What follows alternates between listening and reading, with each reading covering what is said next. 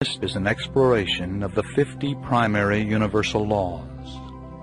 The universe is perfectly balanced by natural and moral laws which are regulatory vibrations to maintain order.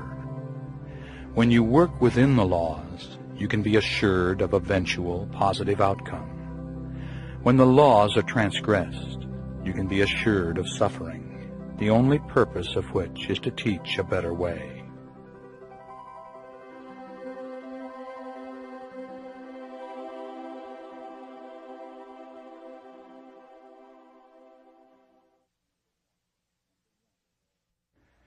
Number 1. The Law of Harmony. This law supersedes even the fundamental law of karma, for harmony is a supreme potential of balance. The purpose of karma is to attain harmony. If you throw a rock into a pond, you disturb the harmony of the pond. You are the cause, and the effect is the splash and the ripples that flow out and back until the harmony is restored. Now similarly, your disharmonious karmic actions flow out into the universe and back upon you, lifetime after lifetime, until eventually your own harmony is restored. So, as you experience your life, you and the entire universe are experiencing the karmic ripples which will eventually result in harmony.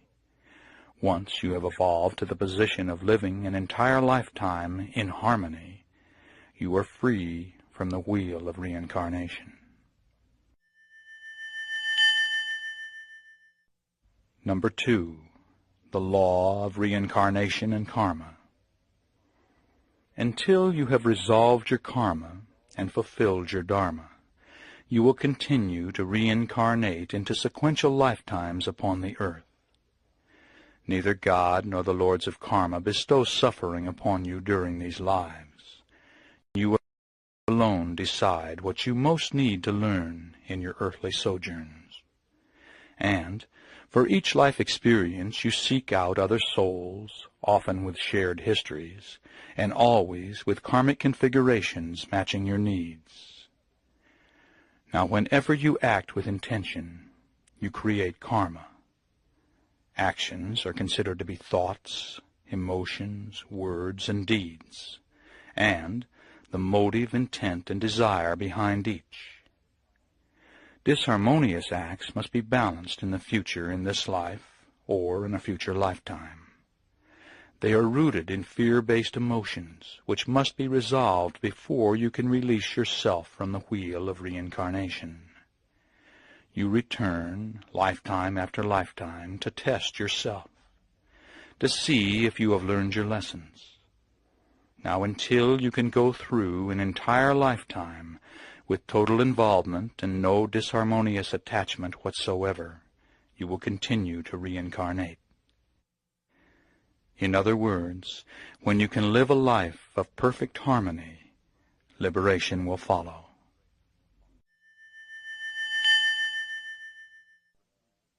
Number 3. The Law of Wisdom. Wisdom erases karma. If you have the wisdom to learn your lessons through love and wisdom, you can mitigate your suffering. Sadly, though, we seem to learn fastest through pain, through directly experiencing the consequences of our actions. As an example, you greedily take from others, and instead of learning through wisdom and love that this is wrong, you have to directly experience someone greedily taking from you, whether later in this life or in a future lifetime. As another way to look at the law of wisdom, when you move toward a predestined test in your life, if you have the wisdom to proceed with harmony, you will surely mitigate the traumatic impact of the event. All right, now here are some examples. Example number 1. In your last life you were married to a soul who is your mate today, and whom you cruelly left for another in that previous lifetime. Before you were born into your current life, you agreed to be left by your mate under similar circumstances. Now this will allow you to balance your karma and directly experience the pain of abandonment. If Through the wisdom of Master of Life awareness, it is easier to consciously detach from the relationship with love. You will ease the pain of parting while also passing your own test. Example number 2. Assume that you have astrologically destined a severe relationship test for May of your 35th year. Now, if you have learned through past life awareness as well as present life learning to be positive, non-judgmental, and without expectations in your relationship, you may only experience an argument with your mate on that fateful day in May. But if you haven't learned your past lessons and have intensified the disharmony during your relationship, you might experience a divorce in May of your 35th year. Example number 3. In several past lives, you were so proud that you were unwilling to accept any assistance from others. Now, pride is fear. So in this life, you have astrologically predestined an event which will cause you to be institutionalized for many years. On a soul level, you've decided you needed to create circumstances which would force you to subdue your pride and allow others to give to you. But through wisdom in this life, you have overridden your pride and opened your heart, gladly accepting assistance from others. Because of this, you will not have to be institutionalized to learn your lesson. Wisdom will have erased the karma.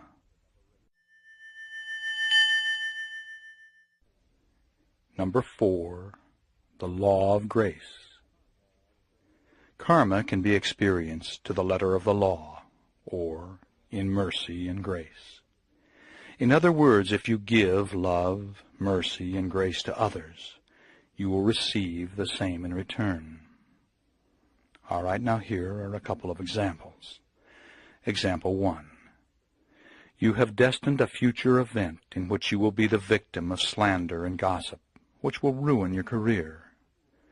But in the years preceding this event, you have become so kind and loving to other human beings, it is obvious to your higher self that you have learned your needed lesson. So, the predestined event will be mitigated, having little or no effect upon you. Example number 2. In a previous lifetime, you were a person of great wealth, which you used selfishly for your own and your family's indulgence. In this life, you have destined yourself to experience monetary need. But you were so giving with the little you have, you release yourself from this self-imposed bondage, and once again rise monetarily, always sharing what you have with those in need. Number 5, the law of soul evolution. Everyone on earth shares the goal of soul evolution, whether they realize it or not. We have reincarnated because we desire to spiritually evolve by rising above our fear-based emotions and learning to express unconditional love. In so doing, we raise our vibrational rate and move closer to a state of harmony. Even when it appears that you are not evolving, you are in reality making progress. We learn through the pain of our disharmonious acts, which can be viewed as our mistakes or failures. But if you fell off a bicycle 9 times before you learned to ride it on the 10th attempt, you needed 9 failures to achieve your final success. In reality, every failure was a small success, bringing you closer to accomplishing your goal.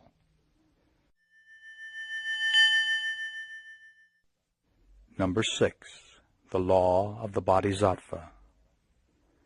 Bodhisattva is a Sanskrit term commonly accepted by most metaphysical adepts today.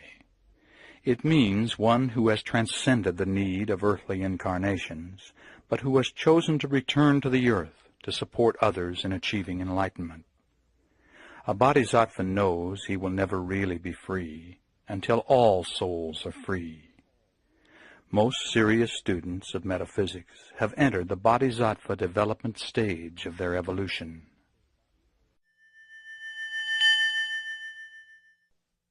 Number 7, the law of vibrational attainment.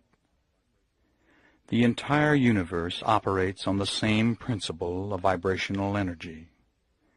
When Einstein discovered that matter is energy, he opened the door to merging science and metaphysics. The scientists have proven that energy cannot die. It can only transform. And, by its very nature, energy must move forward or backward, stand still, for to do so is stagnation, resulting in transformation. Now you are energy.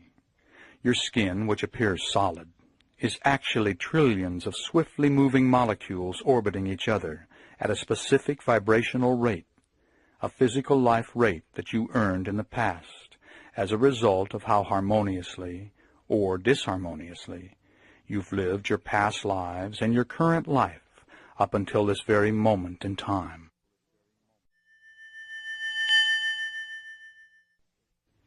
Number 8. The law of free will. The law of free will operates in 3 ways. Number 1. Although many of the major events in your life are astrologically predestined, you always have free will to mitigate the impact of the event or to transcend it entirely. This will result from how you live your life up to the situation you have destined for yourself to experience.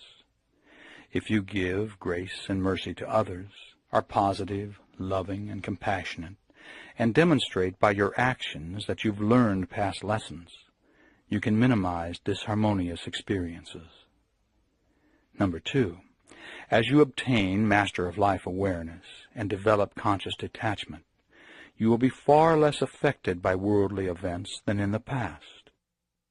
A Master of Life enjoys all the warmth and joy that life has to offer, but detaches from the negativity by allowing it to flow through him without affecting him. Number 3. You always have free will in how you respond to any situation. If you respond with positive emotions, compassion, and integrity, you have probably learned your karmic lessons and will not have to experience a similar situation in the future.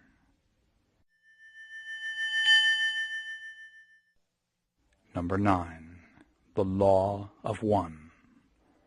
Every soul, living and discarnate, is connected to the level of the collective unconscious, deep within the higher self. We are all part of a great energy gestalt called God, and because we are part of God, we are God. It is the goal of the gestalt to move the energy forward, creating more energy. So, in living harmoniously, we each increase our vibrational rate and intensify the vibration of the entire gestalt. And when we are disharmonious, we decrease the vibration of the entire gestalt. Because we are one, everything you think, say, and do, and the motive, intent, and desire behind everything you think, say, and do, affects every other soul.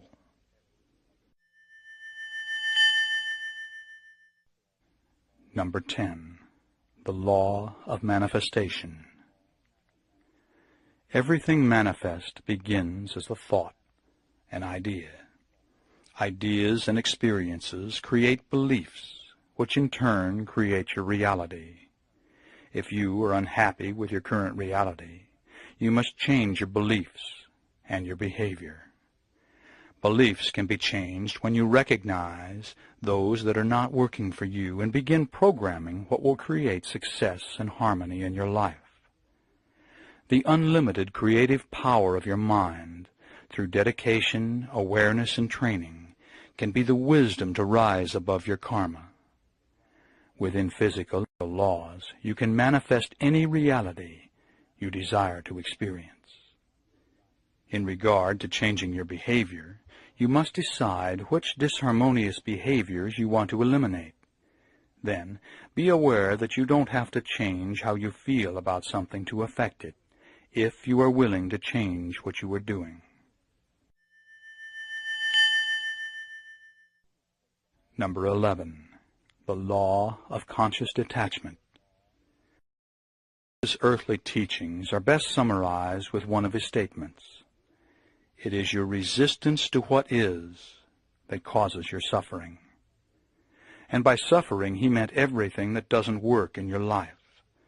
Relationship problems, loss of loved ones, loneliness, sickness, accidents, guilt, monetary hardship, unfulfilled desires, and so on. When you accept what is, you accept the unalterable realities in your life without resisting them. Some things are facts. They exist. And no matter how much you resist, there is nothing you are going to be able to do about them. Change what you can change, but have the wisdom to accept unalterable situations as they are, without wasting mental or physical energy attempting to change what you cannot change. Out of this acceptance comes involved detachment, the ability to enjoy all the positive aspects of life, but to allow the negativity to flow through you without resistance and without affecting you.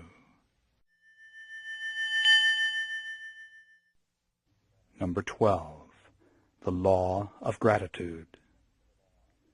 From the perspective of karma and the law of one, the more you give, the more you will receive.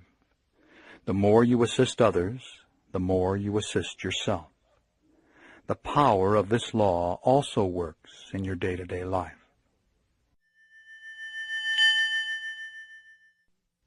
Number 13, the law of fellowship. When two or more people of similar vibrations are gathered for a shared purpose, their combined energy directed to the attainment of that purpose is doubled, tripled, quadrupled, or more. This esoteric awareness has been used by covens, esoteric religions, healing groups, and recently, worldwide meditations for peace.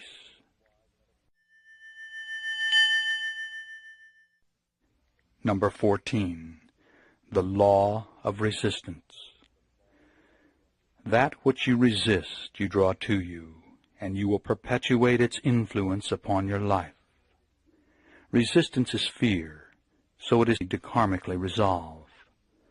The law of resistance assures that you let go of the fear by encountering it until you are forced to deal with it by learning conscious detachment. All right, now here are a couple of examples. Example number 1. You were extremely resistant toward your mother-in-law, resulting in constant conflicts with her. Now, when you attain Master of Life awareness and stop resisting her by consciously detaching from the negativity, the problem will be resolved. Most disharmonious situations are solved through a change in viewpoint. By changing your perspective, you can usually eliminate the effects of a problem. And if you no longer are affected by a problem, you no longer have a problem, although nothing about the problem situation may have changed.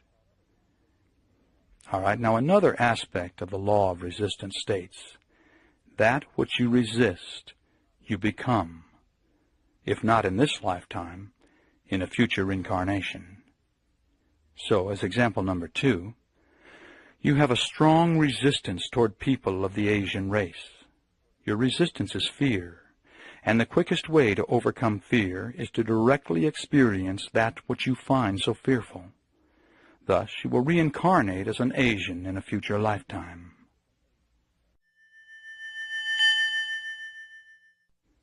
Number 15, the law of attraction. Where your attention goes, your energy flows.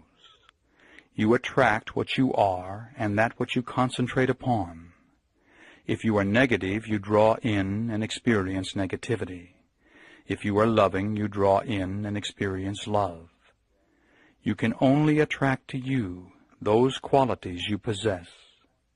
So, if you want peace and harmony in your life, you must become peaceful and harmonious. Number 16, the law of reflection. This law says that the traits you respond to in others, you recognize in yourself, both positive and negative. It has 4 primary manifestations. Number 1, That which you admire in others, you recognize as existing within yourself. Number 2, that which you resist in others and react to strongly in others is surely to be found within yourself. Number 3, that resist and react to in others is something which you are afraid exists within you. And number 4, that which you resist in yourself, you will dislike in others. In other words, you have chosen to incarnate upon the manifest plane to learn to rise above the effects of fear. Those fears will always be reflected in your reactions to others. Thus, your goals are very obvious once you recognize how to perceive them. As you let go of the fear, you automatically open to expressing more unconditional love.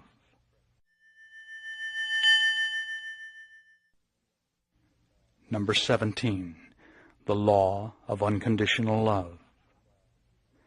The expression of unconditional love will eventually result in harmony. Unconditional love is not romantic love.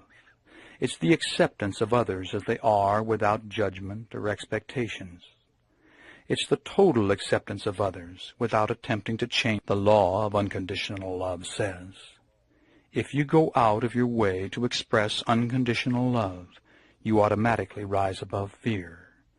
And as you transcend your fears, you automatically open to the expression of unconditional love. Number 18, the law of magnetic affinities. By astrologically choosing the time and place of your birth, you determine the nature of the effects you will experience in your life. On the other side, before you were born, you made decisions about the lifetime you would be entering into. You chose your parents, other souls to interact with you, and the astrological configurations of your birth, which determine your character, personality, abilities, restrictions, and timing for strengths and weaknesses. If all of this seems too complicated to be real, be aware that you are only using 5 to 10% of the capacity of your brain. And the brain-mind researchers say the human brain has 200,000 times the capacity of the greatest computer ever built. Such calculations, as I've just described, would be no problem for such a computer. Number 19, the law of abundance. You have within yourself everything required to make your earthly incarnation a paradise if you choose to accept that which is your natural birthright. We live in a universe of abundance, although the majority of those populating our planet appear to view it as a universe of scarcity. Number 20, the law of divine order. If you seek to understand the law of divine order, study the natural balance, for it works very much the same way. Everything is as it should be, although mankind is far from experiencing its potential of total harmony. There are no accidents. Your energy, translated into thoughts, words, emotions, and deeds, causes all your experiences. This assures that you always have the learning opportunities you require to resolve your karma. And, as with you, the collective thoughts, words, emotions, and deeds of mankind create the environment for us all. If enough souls focus their energy upon peace, we will have peace. If the majority of souls are filled with anger, we may all have to experience war. We are all one, and like the many subpersonalities within you, the dominant traits of mankind will emerge to resolve our group karma. At this moment, a born-again Christian evangelist preaches fear from a pulpit in West Virginia, while a yoga instructor directs a loving group meditation in Oregon. One is directing the energy of the Gestalt into disharmony, the other into harmony. Hopefully, at least one can cancel out the other. If we can't attain harmony, maybe we can balance the disharmony. Certainly, as New Agers, we must not give up, individually or collectively. As always, fear is the problem, and love is the answer.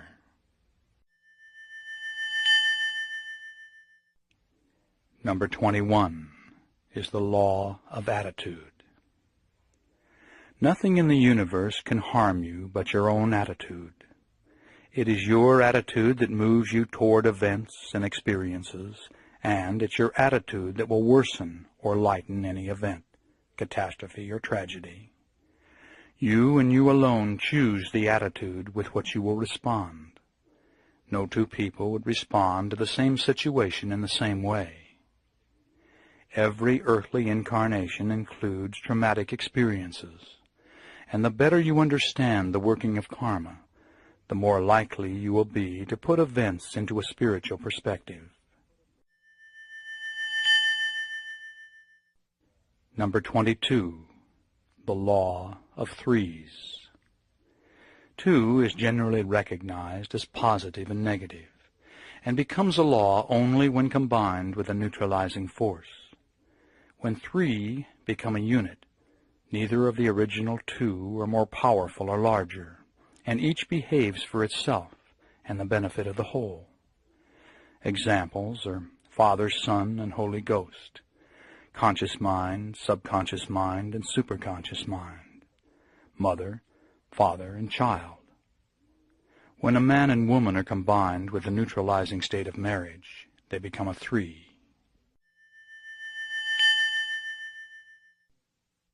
Number 23, the law of association. If 2 or more units have something in common, the commonality can be used to influence or control the other thing.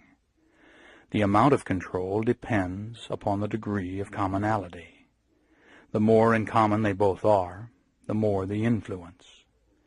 As an example, if you pray while holding a Bible, you will be more likely to experience a spiritual connectedness.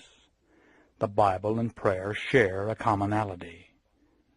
As another example, proper diet and exercise share the mental commonality of perceived good health, which is more likely to manifest as the result of your assumption.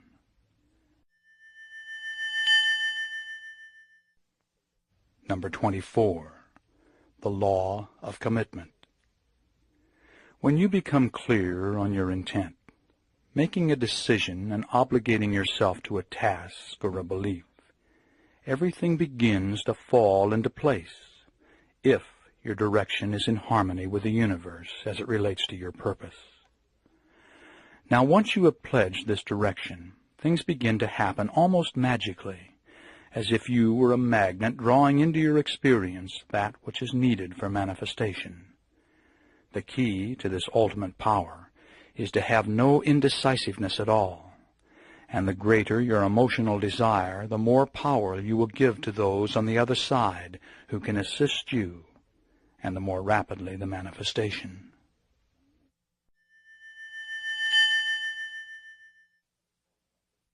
Number 25, the law of dissonance.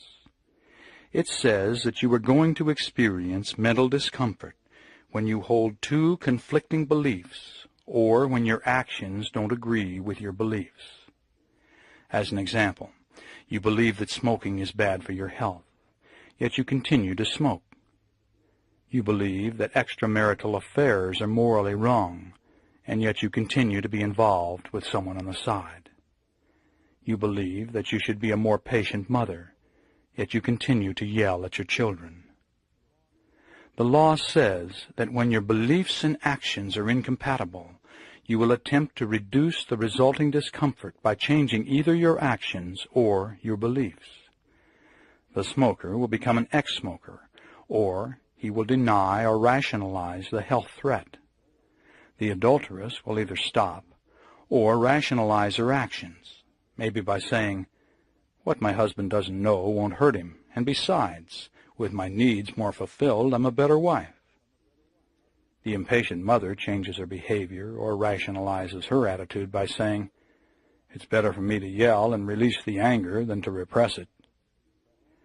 The law of dissonance is sometimes called the law of self-delusion.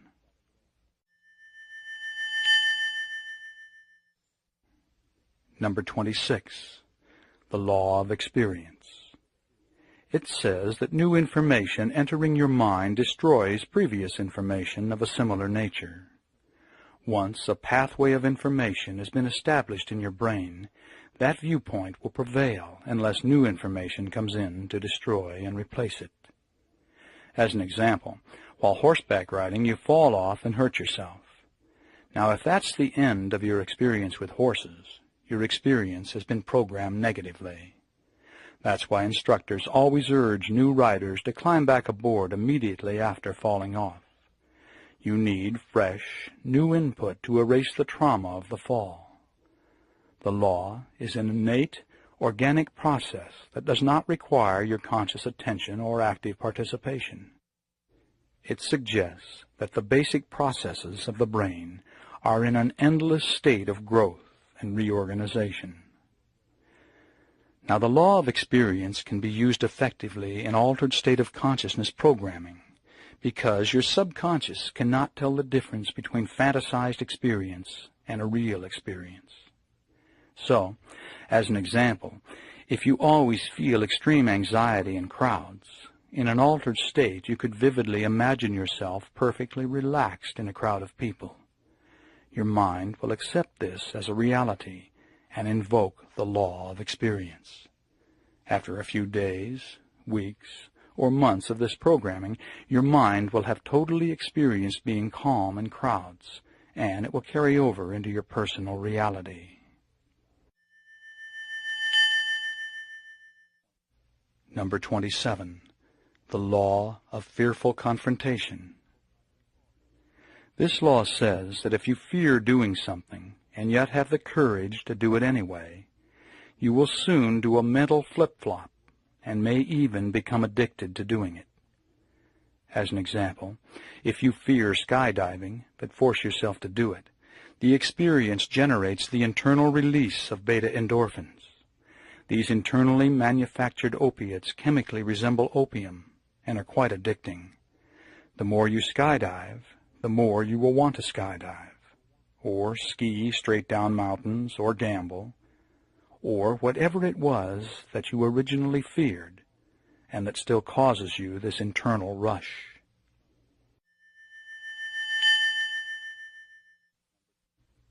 Number 28. The law of group consciousness. Every one of us is part of a great energy gestalt and connected on the level of the collective unconscious. Each individual aspect of the gestalt has its own electrical system, its own vibrational frequency, and interreacts with all other aspects. Thus, we are all electrically connected to one another and to a central point. On a higher self or psychic level, it is possible for anyone to tune in to anyone else and to draw upon the awareness of the entire gestalt. Like the concept of the 100th monkey, mankind takes advancing steps when group consciousness reaches a critical mass and new awareness is accepted by the whole. Number 29. The law of personal return. Although this law is really just another way to view karma, some people prefer it. It says if you think negatively of someone or send hateful thoughts to them, the thoughts may harm the person, but in due course they will return to the sender as sent. The same is true of disharmonious deeds. But the good news is, the law of personal return also works in reverse, and positive thoughts, words, and deeds will be returned to the sender.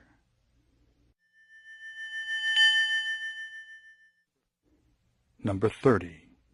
The law of activity. It says that action is the result of thought and part of a triad.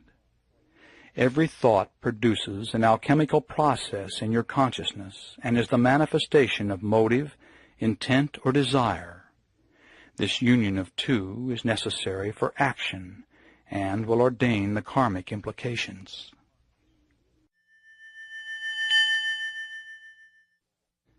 Number 31. The law of denial. It says when you refuse to deal with a highly emotional issue, or refuse to take responsibility for an unpleasant situation, you avoid living up to your potential. Such things can be put off for lifetimes, but the effect will be experienced mentally, physically, or as a lifestyle manifestation until you correctly balance the situation. Number 32. The law of new beginnings. It says that for each of us in our time, there are major life turning points. There is a break in the energy wave patterns, and a complete change will result. Everything is affected by this change in flux, some things to a lesser degree than others. Examples would be 1. A traumatic situation or tragedy such as the death of a loved one. 2. A religious conversion. 3. A point in therapy when something clicks and from that time on the patient begins to get well. And 4. A mother giving birth to a baby.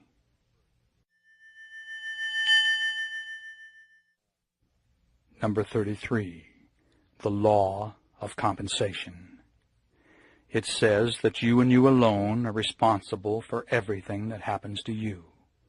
All is the result of your past thoughts, words, and deeds, which have formed your present attitude.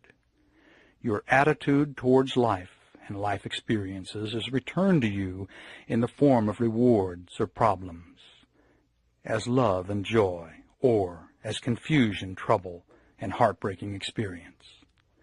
These karmic rewards or punishments can be delivered immediately, at a later date in your present life, or in a future incarnation.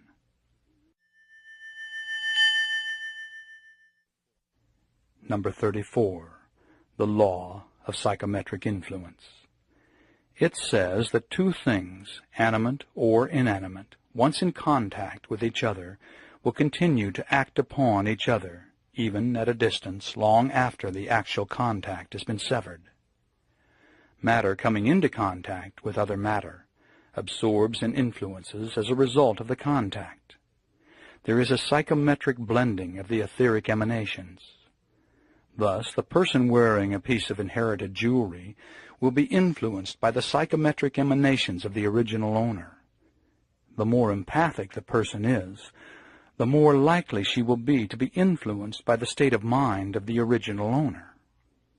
As another example, when the contact takes place between two people, the intensity of the contact will dictate the degree and duration of the influence. So, a sexual union would result in a lengthy mental connection of the two people, even if they did not see each other again. Neither might recognize this consciously, but on an unconscious level, contact and influence continues. Number 35. The law of totality. It says that each part of a totality has its own characteristics, and also takes on the characteristics of the totality as a sum of its parts. Each part thus has two functions: to retain its own characteristics and to function as part of the totality. When separated, each part remains connected to the totality, and because it retains the characteristics of the totality, it can perform as the totality. Now, you may not realize this yet, but since you are part of God, you contain the potential to perform as God. This law is often expressed as the law of one.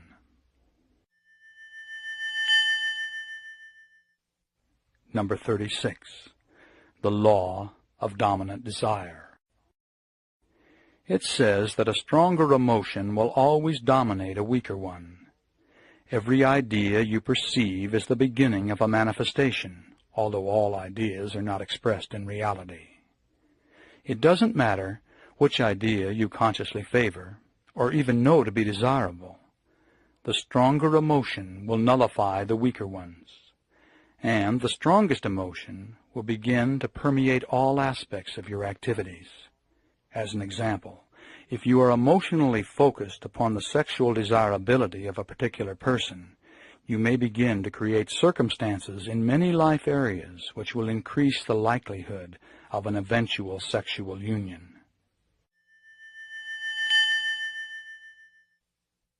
Number 37.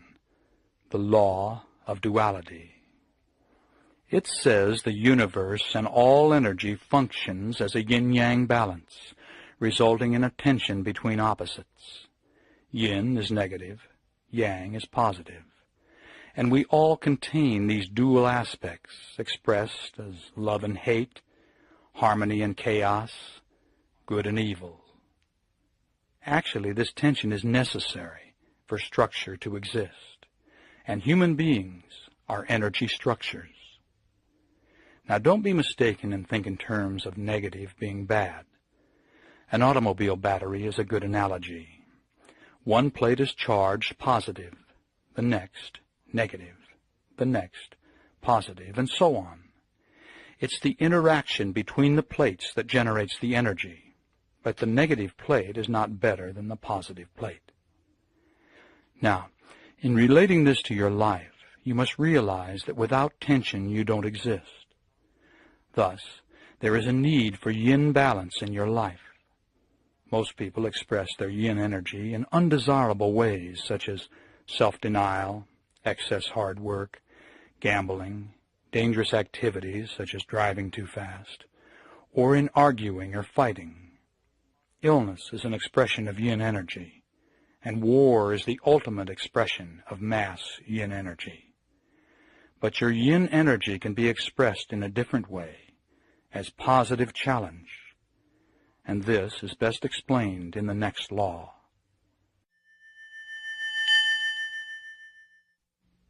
Number 38. The law of self-destruction. It says, as a natural expression of the law of duality, that which is totally successful tends to destroy itself. Now you know this subconsciously, so there is no way you dare allow your relationships or career or spirituality to become totally successful. You realize if you reach that pinnacle, you greatly increase the potential for self-destruction. Now here are some examples. 1. History proves that any country that has ever reached a peak has fragmented and collapsed all on its own when it was unopposed. Number 2. The second example is a couple that struggles through many forms of adversity, getting the husband through college, sickness, and a badly timed pregnancy, financial problems and family trouble. But eventually they arrive at a point where going well. It's then that they get a divorce. Example number 3 is the spiritual seeker who is making profound progress only to backslide and behave very negatively. The recent fall of the most successful cult leaders and television evangelists make this case. Example 4 is a successful business executive who makes it to the top of his profession, then has a midlife identity crisis or a nervous breakdown, and destroys it all. Example 5 is the man who inherits wealth and destroys himself through dissipation. Example 6 is the honest man who becomes a powerful politician and becomes very corrupt. Now, in each of the 6 examples, once total success was obtained, there was no more challenge, and destruction followed. Subconsciously, in each case, they desired to experience the challenge again. Unless you challenge yourself, you will stagnate. Now remember, you are energy, and stagnation is self-destruction. For energy cannot stand still. It must, by its very nature, move forward or backwards. So, instead of holding back, attain total success, but not complacency. Always give yourself great new challenges. If you let the challenge go too far, self-destruction is the result. If you don't incorporate challenge in your life, self-destruction is the result. If you keep challenge in balance, you succeed in maintaining your position and retaining your success. The secret is to consciously direct challenge in a way that minimizes jeopardy while fulfilling the yin-yang need of balance. This will usually be accomplished by wise risking.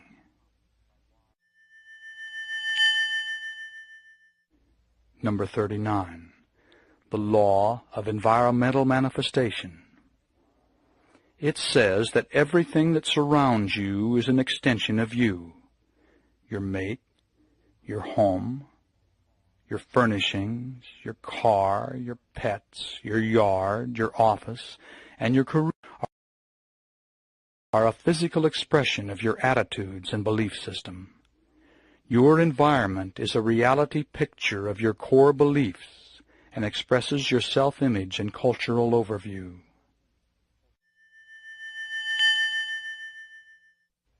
Number 40. The law of restriction. It says that man cannot create anything higher than his own level of understanding. Thus, society can never get any better than the level of mankind as a whole. Our systems for social change usually only add new burdens to already ineffective systems. Time has proven that this approach to a new society doesn't work. And our mistake is in trying to right the wrongs of the world from the outside in. This is working on the effect instead of the cause, and is doomed to failure. Instead, we must work from the inside out. Every one of us on this planet can incorporate the power of harmonious thinking, which is the only long-term solution to poverty and limitation. To heal the world, we must each first heal ourselves. Number 41. The law of self-worth. It says that you can only attract to you that which you feel worthy of. Your self-esteem is critical to your happiness and success. The truth is, you are not what you have, and you are not what you do. Beneath your fear programming, you are perfect, an enlightened soul fully self-actualized and a living example of unconditional love. It is only lifetimes of fear programming that are keeping you from acknowledging who you really are. The more you can let go of the fears, the higher your self-esteem, and the more options you will have, and the more risks you can take. The better you like yourself, the better others will like you, and the more worthy you will feel.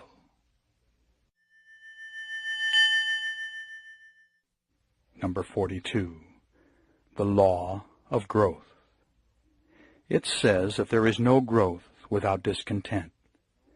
Deep within your center, at the level of higher self, you know what is best for you, and it will always be to strive for more awareness. Never allow yourself to reach a level of self-satisfaction where there is no new challenge. For most of us, there will be no growth without agitation or discontent. So the idea is to carefully study your dissatisfactions, for they will tell you what you are about to leave behind, and possibly point to new future directions. Make sure the future is one of happiness and success.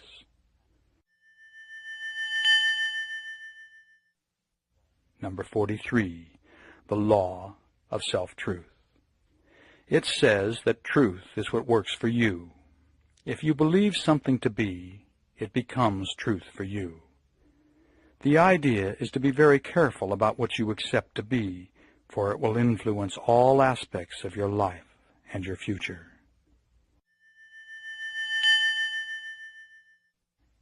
Number 44. The law of summarized experience. It says that you are the sum total of all that has ever happened to you in this life you are now living and in all of your past. Everything from your health to your relationships, your sexual experiences, your developed abilities, your career standing, and everything else can be used as a barometer to show who you are and to tell if your conscious and subconscious are functioning in harmony. Number 45. The law of belief. It says you can have anything you want if you can give up the belief that you can't have it, as long as what you want doesn't conflict with someone else's belief. As an example, if you desire a fulfilling, growth-oriented one-to-one relationship, but demand it to be with a particular person, you are not operating in harmony with the universe. As another example, in the area of accomplishment, you must have the education necessary to create what you want. So, this is the area on which to focus your desirous energy. Number 46. The law of dharmic direction. It says that you have within you a guiding principle, which is your duty to yourself and society. Karma has directed your past life and present life experiences, always urging you to forge ahead into activities and learning experiences to form the character required to fulfill your destiny. Now, of course, you always have the free will not to fulfill your dharma. But the secret is to listen to your inner direction, which will direct you to fulfill your dharma and resolve your karma. Your dharmic direction is natural for you and probably falls within one of 7 directions. One is workforce, and this path includes a majority of general occupations, including homemakers. 2 is military and includes soldiers and all forms of police and militia. Number 3 is service and includes most religious workers, those in medical, social services, and welfare, and many practicing metaphysicians. Number 4 is creativity and includes artists, writers, poets, musicians, actors, and entertainers. Number 5 is science and includes medical researchers, scientists, space technologists, and physicists. Number 6 is philosophy and includes all who present theories about why man does what he does. Number 7 is government and includes political leaders from the president on down through all areas of elected office. Number 47. The law of purifying action. It says that by living the 3 pillars of Dharma, you will spiritually evolve. The first pillar is generosity, meaning non-greed, letting go. The karmic results of generosity are abundance and deep, harmonious relationships with others. The second pillar is moral restraint. This includes 5 basic precepts: not killing, not stealing, not committing sexual misconduct, not using wrong speech, not taking intoxicants which could cloud the mind and make it dull. Now, as an explanation, sexual misconduct means refraining from actions of sensuality which cause pain and harm to others, or turbulence or disturbance in ourselves. Refraining from wrong speech means not only telling the truth, but avoiding a lot of useless and frivolous talk and gossip. Speech should be gentle, creating harmony and unity between people. All right, now the third pillar of Dharma is meditation, and it covers 2 areas. The first is concentration, the ability of the mind to stay steady on an object without wavering. Second is the cultivation of insight, which means to see clearly the process of things and the nature of Dharma. Number 48. The law of karmic excess. It says that karma incurred in one incarnation could be so overwhelmingly harmonious or disharmonious that to have it all return in one lifetime would put you out of balance. Therefore, it is dispersed or worked out in more than one incarnation. Number 49. The law of release. It advises you to let go of anything that is no longer useful and purposeful, without regrets and without resentment. This includes such things as books, philosophy, clothing, a belief, your lifestyle, even a club membership, and the list goes on and on. The pleasure should be in the moment of the experience, and when it's no longer useful, by letting go, you free yourself to start another learning experience without being bound by the old. Number 50. The law of ritual. It says that any act performed repeatedly with specific intent becomes a rite.